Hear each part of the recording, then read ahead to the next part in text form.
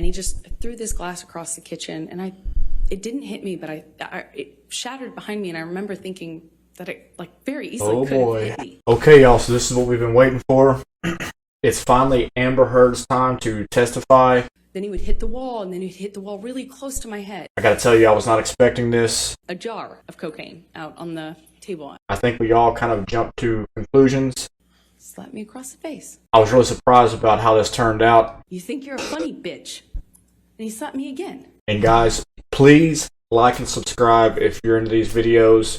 I'm just getting started, so I'm really trying to get my videos out there, and it's super hard to get your videos out there in this whole YouTube algorithm. So please like and subscribe. Hit the bell icon if you want notifications. Drop a comment if you want to comment. Anything that you can do to help me out, I appreciate it. I'll take all the support that I can get. Thank you, guys. You're not going to want to miss this. Johnny Depp, you might be in big trouble, man. Let's see what she's got to say. Give a damn about a hater when I feel like it. Not today, not today, not today, not tomorrow. Get out my way, please. I'm trying to so we found an ATM. We got cash, and I'm going to try my best not to spend it. Not today, not tomorrow. Get out my way, please. I'm trying to get paid. I've been broke for 27 years. I ain't going for 28. Been seeing you niggas flexing and finesse.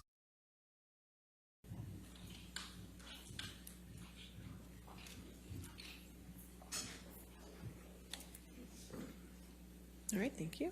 All right. Thank you, Your Honor. Will you please state your name? Yes, it's Amber Laura Heard. And what is your address? I live in Yucca Valley, California. And I've been looking And forward to how this. old are you, Amber? I am 36. I just celebrated. Okay. And do you have a daughter? I do. She also celebrated her birthday recently. She's 1. Okay. Oh. And what is your profession? I am an actor, mostly. Okay. Now, why are you here? I am here because my ex-husband is suing me for an op-ed I wrote. And how do you feel about that? I struggle to have the words. I struggle to find the words to describe how painful this is. This is horrible for me to sit here for weeks and relive everything. Hear people that I knew, some well, some not. My ex-husband, with whom I shared a life,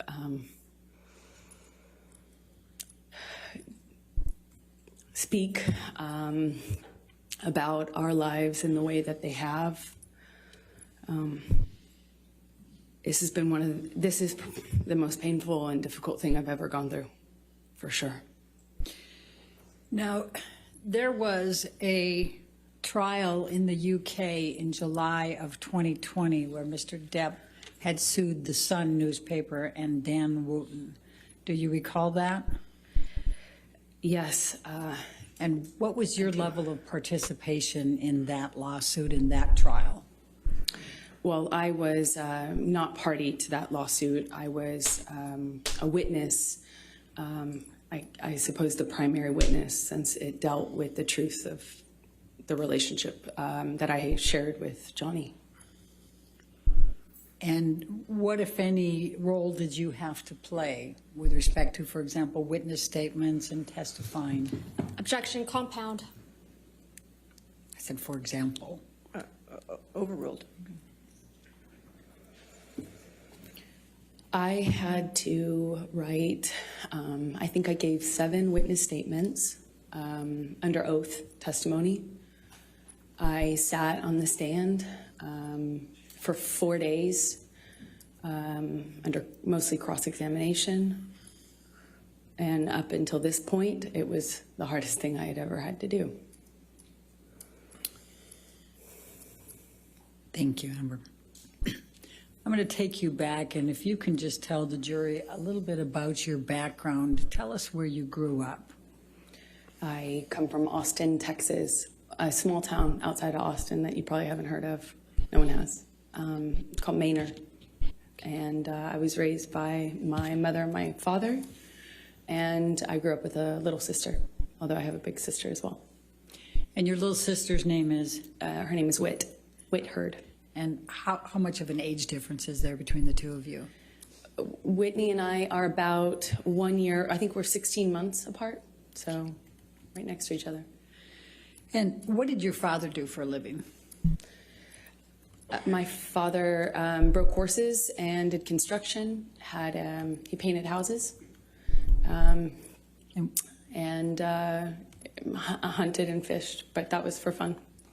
And what did your mom do? Country girl. She Okay. worked for the state of I didn't Texas.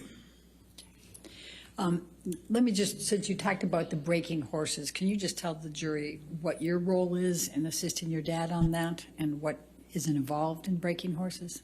Objection leading. Can you just tell me about? Overruled, good. Oh. You just got to stay on, basically. I would help him. I was more of a crash test dummy. You know, when you train a horse, it's a wild animal. It doesn't necessarily like to be ridden. And there are people out there who are crazy enough, like my dad, to pick that as a profession, I guess. And he was really good with horses, and I was the son he never had, so it was my job to, stay on. And what, if anything, did you learn from your father about how to react to the horses? Well, with training horses, I guess the key things are to not show fear, not get intimidated, not show fear, be tough and calm. Tell the jury a little bit about your educational background during those growing up years and your work experience.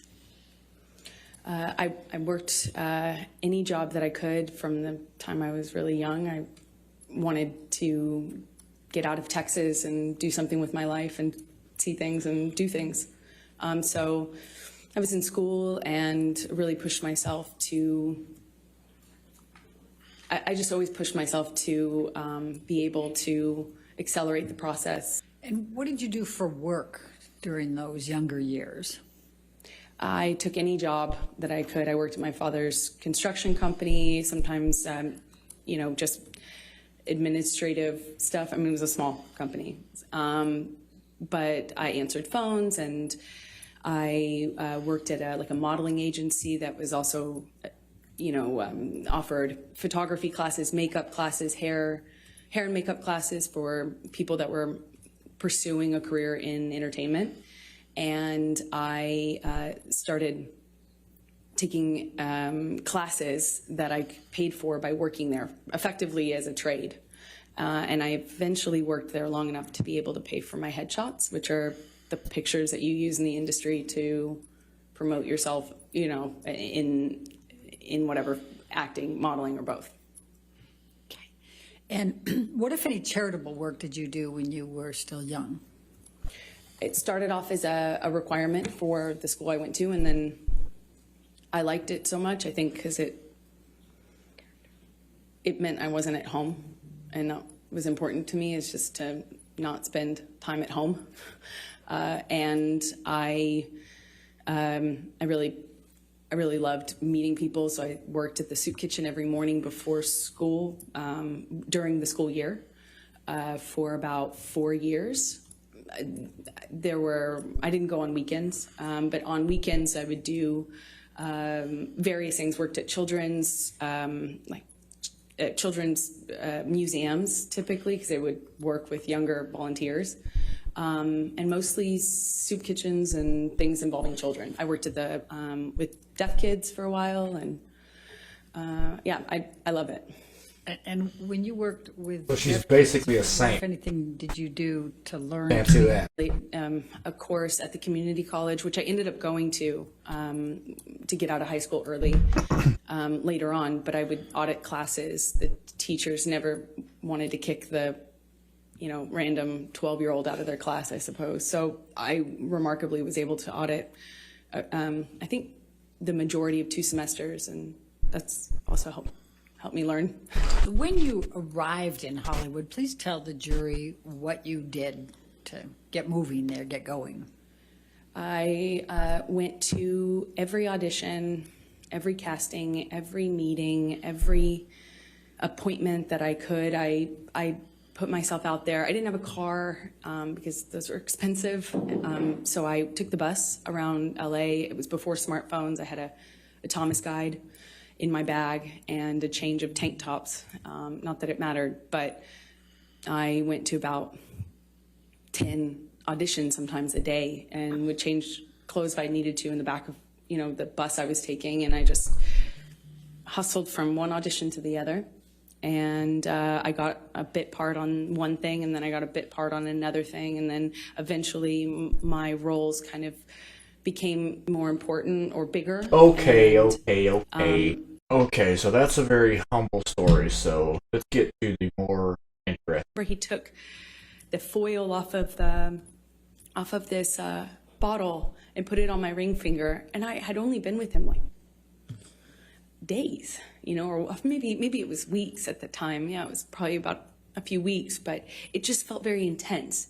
But we weren't doing normal life stuff. We weren't like stuck in traffic with each other. We weren't going to the grocery store and doing life. We were like hiding in these places around the world. He has so many homes. And so we'd be in one of those homes or my home at the time, and it would be like a bubble, like we were in this little bubble of secrecy, and it felt like a warm glow, as we would say.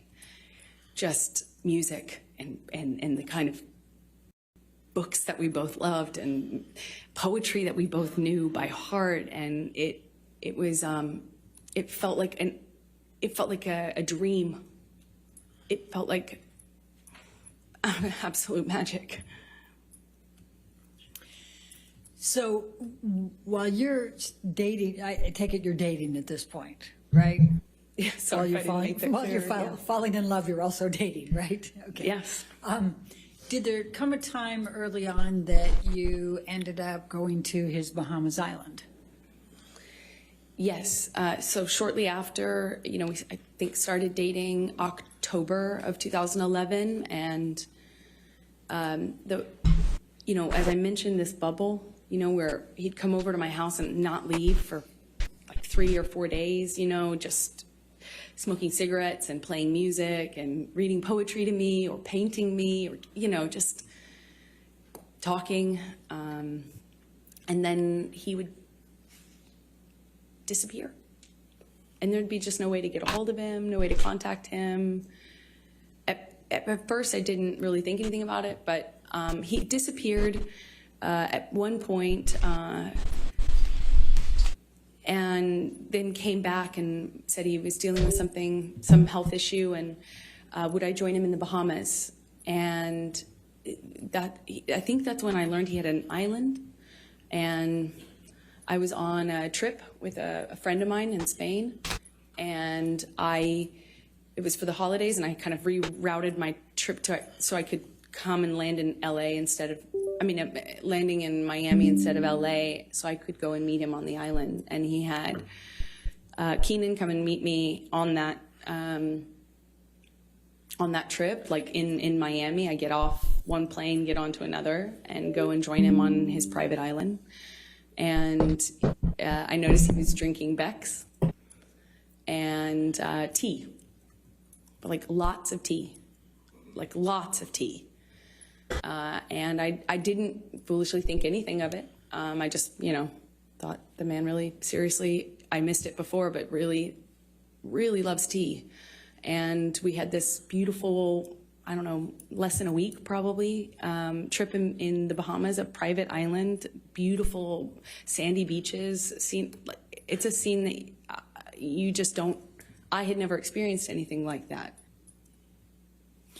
So after the Bahamas, I assume you came back, and are we talking now early 2012? Yes, that's correct. Okay. So what were you doing work-wise while you were dating him in this early stage? What I always do, I would be taking job to job to job, going from one movie to the next. Mostly not filming in LA. So weirdly, you live in LA to go shoot on location in other places. So when I was in town, we would go back to this bubble, this, like insular bubble with beautiful, blaringly loud music and no one else and nothing else. And then, you know, I'd go off to work. And so would he. Well, eventually, yeah, he left to shoot Lone Ranger, I believe. Okay. Now, we've heard a little bit about Lone Ranger, and that's about mid-2012, is that right, when he was shooting that? That sounds right, mid-2012, yeah. And were you shooting anything at that time? I was shooting...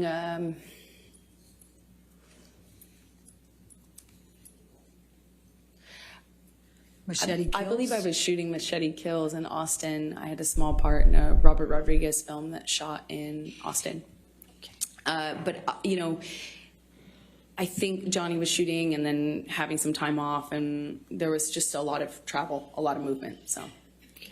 And so what, if any, visiting did you do with Johnny while he was on his set for Lone Ranger, and where was he? Well, he was filming all over the Southwest, and at some point I came to visit him and on one of his locations, and I would stay in the house because I couldn't really, you know, occasionally I would leave with his security guards, but I didn't really have anything to do but visit him for a few days. So I'd cook and kind of stay at home and paint or whatever and wait for him to come home and have dinner ready. And we would have these little bubbles, but kind of scattered throughout the Southwest as he was filming. And at the time, Johnny had, you know, when I first arrived at one of these locations, it was the first time that Johnny told me that he had had a health issue, something with his liver, and that he wasn't, that's why he was not drinking. Imagine that. He was drinking a lot of tea, like a lot of tea. Drinking all that And tea. so we've heard a little testimony about boots. What, if anything, did you do to help Johnny with his boots? Well, I mean, I suppose that I took off his boots and it made an impression on him, and I was happy to, you know, anything I can do to show love. Certainly how I felt about him. But if he wanted to take off his own boots, he certainly could. Did you buy Mr. Depp any knives during that time period? Objection leading. Sustained. What, if anything, did you do with respect to knives during the time period you were with him in the Lone Ranger? Objection leading. What, if anything? Overruled. Johnny had a thing for turquoise, and that eventually, you know, being in the Southwest, it can happen really quickly. I also too really love turquoise, and he has he loved knives. He loves a lot of things. When Johnny loves things, he does it a lot, and lots of it. So he had these daggers that he had given me that they were beautiful in design. And they're, you know, long, curved daggers. And he just talked a lot about knives, had a knife and gun collection, and was quite proud of it. And at some point, I don't really remember exactly when it was, but at some point I picked up what I thought was a really beautiful turquoise-handled knife. And I had it engraved with a saying that Johnny would say to me all the time, which I, you know, thought was romantic, as funny as that is to say now. And what was the expression, the saying? Until death, hasta la muerte in Spanish. Now, by the time that you're visiting Mr. Depp during his shooting of Lone Ranger in the June through August 2012 timeframe, what, if any, relationship has he developed with your family? Oh, well, starting really early on, Johnny was so kind, so generous to my family, but especially my mom and dad. He met my dad, and my dad's a big personality. He's a rowdy guy, and Johnny just all of a sudden, I had never noticed, Johnny have a Southern, all of a sudden Johnny had this Southern accent and was really like buddies with him. And they really seemed to get along very well. They're, just like instantly he was giving my dad gifts. He gave him guns, he gave him knives, a working man, salt of the earth guy. And he was just like, floored. He's getting all these amazing gifts and being invited to come onto these locations. And, Johnny's this big movie star. And my dad was just like, I think my dad would have married him himself, not if I hadn't. And he just instantly, he gave my mom jewelry, brought her out to come and see me while I was visiting Johnny on Lone Ranger in some part of the Southwest. I think it was Colorado. He gave her this beautiful turquoise necklace, and I mean, they were definitely taken by him. And what, if any, relationship had Mr. Depp forged with Whitney by this time, your sister? I believe the relationship came a little bit later as they got to know each other, but he did the same thing with my sister and just really found a bond with them that, was it was, he tried to do anything and everything he could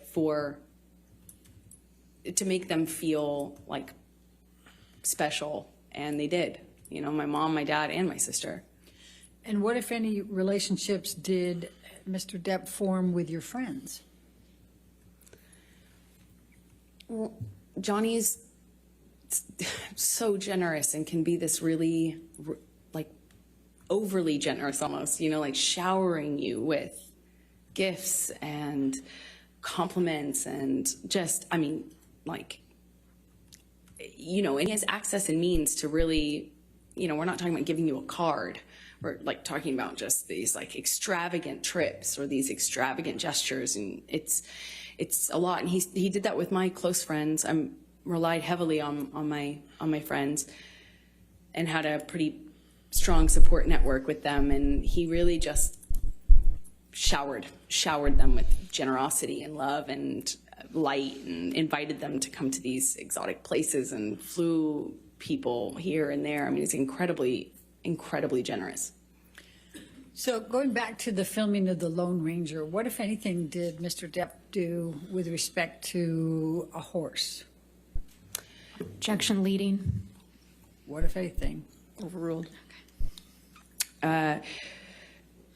Johnny at one point insisted on buying me a horse, and I, of course, said that's extravagant.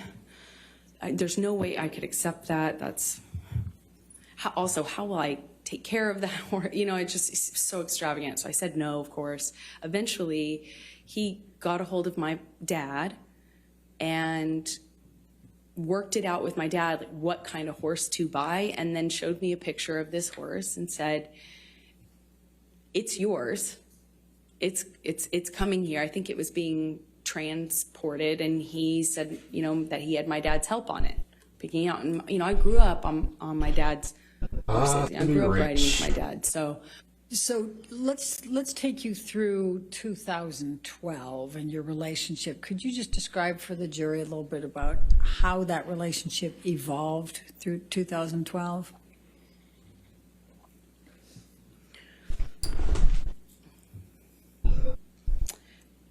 it was always intense. It didn't become intense. It almost started that way.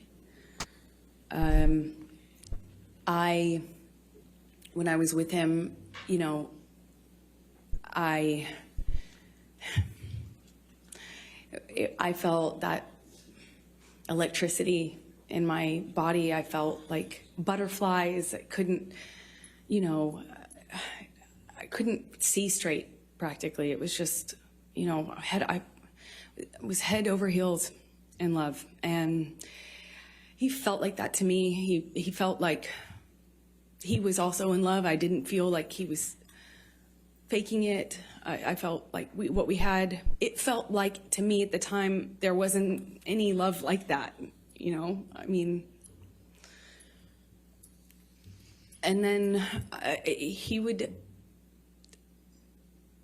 he started to kind of do this thing again where he'd disappear and he'd come back. And I remember at first when he first started drinking, I didn't really think much of it, but all of a sudden the behavior kind of started to go in line with the disappearing, and he'd come back and he'd just be different. And I'd say something and he'd accuse me of saying something else or saying it in a different way.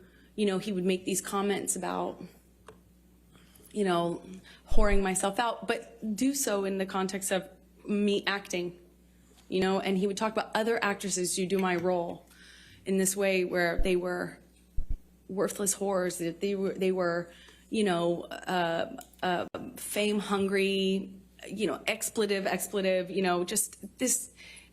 The point is, it felt really dirty to be an actor. Never mind that he was one. It was dirty that I wanted to do this job that I wanted to do, and I was doing the job of an actress. It was everything every time I was walking out of the house, he would ask me, "That's really what you're wearing, kid? Oh, I see." You know, I wore a dress to an event once, and I felt beautiful in it. Like, stupid as that sounds, I felt pretty in this dress I picked out, and I showed it him because you know, it's a carpet, it's red carpet, so it's like, you know, publicized, and I kind of thought it was weird. He wasn't saying anything about it. You know, I left him to go do this red carpet, and I was like, "Did you see the you know, the event I went to?" You know, basically, I felt pretty, and I thought, like, "Did you see that?" You know, I wanted him to say something about that, I guess. And Man, I can't tell. he said, "Well, I can't tell. Really full this of is shit. after he stopped talking to me for some time, didn't tell me Man, why. I don't know, When he came dude. back in my life, he wouldn't explain why he was acting different. He just kind of acted mad at me. I didn't know what I had done wrong. And when I brought up the dress and the event, because it was an event to support a charity I was really involved with at the time, and I said, you know, "Did you see that thing?" And he said, yeah, I think the whole world saw that, kid. That's how they'll remember you. That's how the world will remember you." And I was like, "Oh, come on." I mean, it's like, but it, you know, I felt good in it. I felt good. And he said, "Yeah, kid, that's what you're putting out there in the world. No one will ever forget that. And that's all they'll see you as. That's what you wanted. That's what you were going for. You know, my dress was low cut. I get it. It's low cut. But I felt, you know, I felt really embarrassed and horrible that I wore that. I felt like, how could I have made that choice? Of course, you know, he's right. You know, you start to believe it. I started to believe that made a lot of sense, of course. But it didn't stop with that. It was clothing in general. And when I walked out of the house, it wasn't just like, "Hey, you're not allowed to wear that." It was like, "Oh, really? That's what you're wearing. No wonder you get cast in those roles. No wonder you that's what you are. That's what you're making it." And you know, it continued. And then there would be a blow up. And at first it was just to throw something, smash some things. He loves to smash up a place, an apartment, furniture. That's what it started with. Glass. Threw glass at me, and I remember it was summer. And he just threw this glass across the kitchen, and it didn't hit me, but it shattered behind me, and I remember thinking that it, like, very easily could have hit me. And that, calling me a whore, it didn't start with using the whore word. It was just comments until it would escalate. And then I started to notice the pattern of escalation where he'd throw glass or turn over a table. Then he would hit the wall, and then he'd hit the wall really close to my head. You know, like when I'm standing there, you know, just hit the wall, screaming at me. But then he would disappear and get clean and sober, and he'd come back and tell me that he was done drinking, he was over it. Was done, cleaned himself up. He had done it before, and he'd do it again. And then he would go back to this, like, Oh my goodness. wonderful, almost like just Things are fixing to get unreal, very like interesting but for Mr. real, Depp. but unbelievably nice, sensitive, kind, warm, generous, interesting, funny man that I loved. And he would make me feel so loved. Like I would feel so distant from that thing that was so scary that I would not even recognize it too. And that was how, our relationship kind of started to develop in that first year. Do you remember the first time that he physically hit you? Yes. Please tell the jury about it. It was it's seemingly so stupid, so insignificant. Oh, never forget it.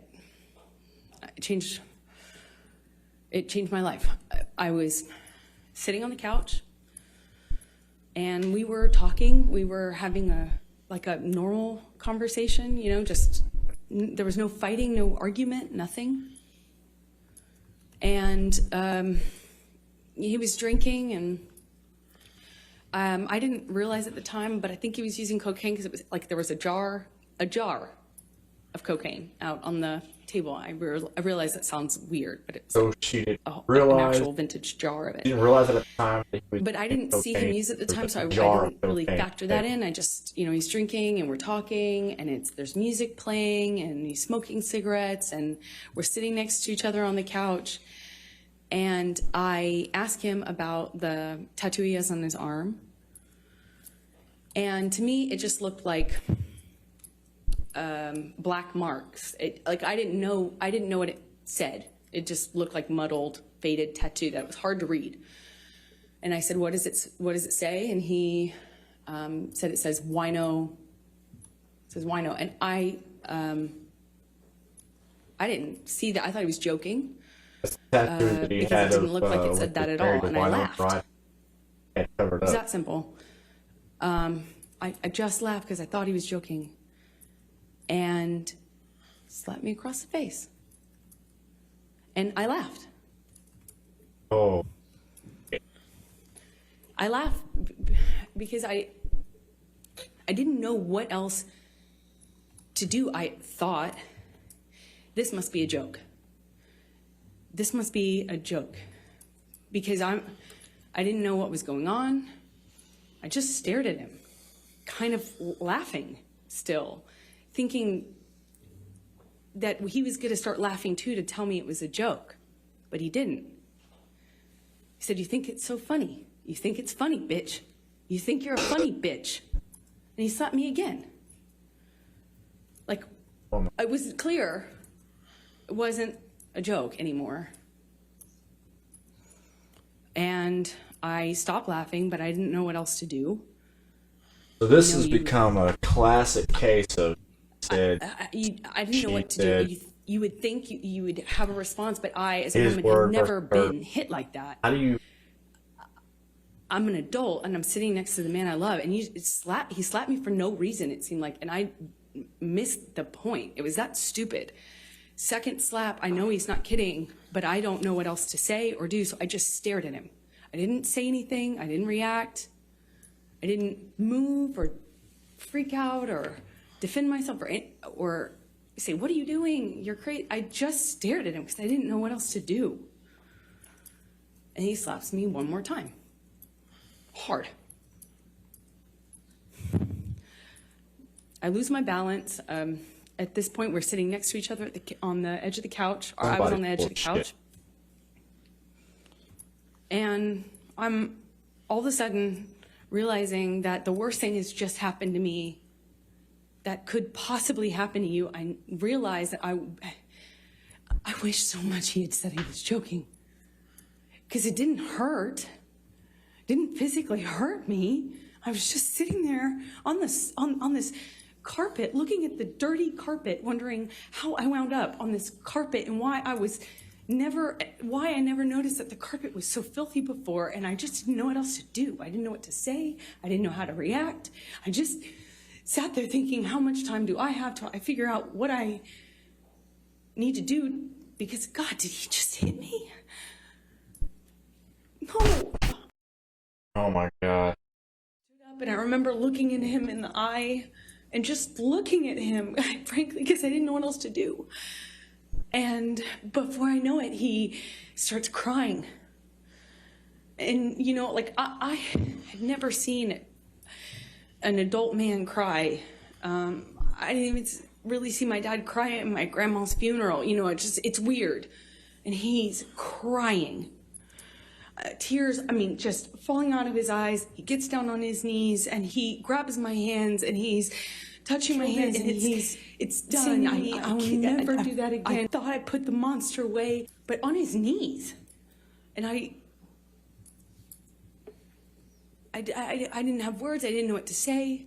I just remember thinking that it was just, he was crying. He seemed so sorry, but I knew I couldn't just forgive him because right? That means it will happen again, no? You know, like I've seen the health class videos, like everyone else. And I got up in my car, I walked to the car, I didn't say anything. I made a point to not say, oh, it's okay or anything like that. I just didn't say anything. I got up, I went to the car, I sat in my car, and I felt like I sat there forever. I didn't want to turn the key. I just laid my head up against the window. I don't know, man. And I remember just seeing my breath on the windshield, you know, on the glass of the window of the door. Just the thing is, these people are actors, man. So you just don't know who to believe, man. You don't know if they're just up there to have the strength to giving a complete performance, know what I should do in this moment, because this is tough. This is tough to call.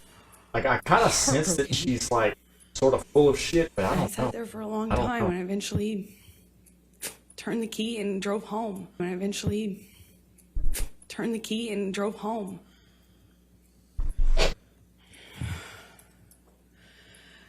what did you do after that? I don't know. I don't remember what I did when I got home. I don't remember.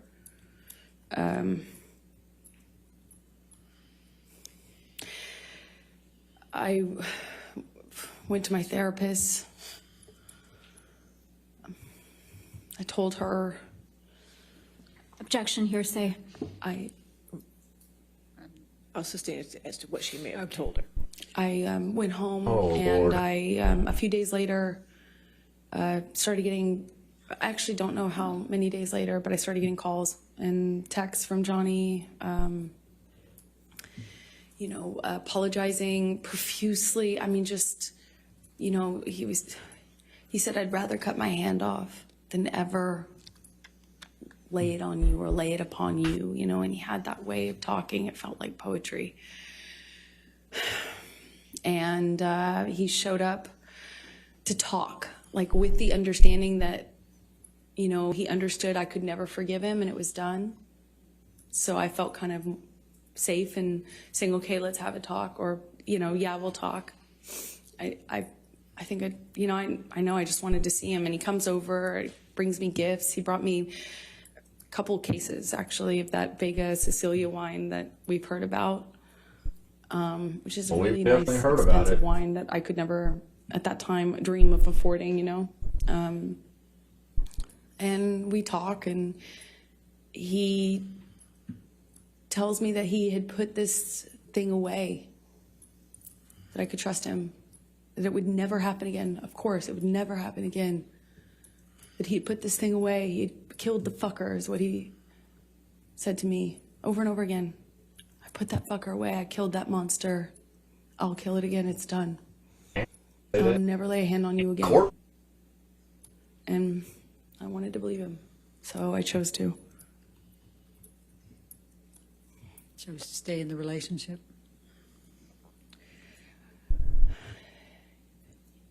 Yeah, I did. I believed it. Well, y'all, I think this is like a prime example of why we should not jump to conclusions too quickly, because I think for the past several days, everybody following the trial, including myself, thought that Johnny Depp had this thing in the bag. But none of us heard her talk yet. And she just got up there and said that Johnny Depp threw glasses at her and freaking cussed her, called her a whore, and slapped her. Man, he might not be in the clear as much as what we thought. And she could be lying her ass off. He could be lying his ass off. They're freaking actors. Dude, that's what they do. I don't know, y'all. I don't know. I'm going to continue to follow, and I'll probably put out at least one more video, maybe a couple more about this, and see what happens, see how it goes. And she's got a good story. Her story sounds a lot different than his. If you guys like this video, please like and subscribe. It really helps out. I'm really trying to get my videos out there. You know how the YouTube algorithm works. I appreciate all the support that I can get. Like, subscribe, hit that bell icon if you want to see more. You want to get notifications. Drop comments in the comment box. Whatever you can do helps me out. Thank you. Yo, if you like that video, hit like and subscribe. Do it now with your fingers. Likey, subscribe.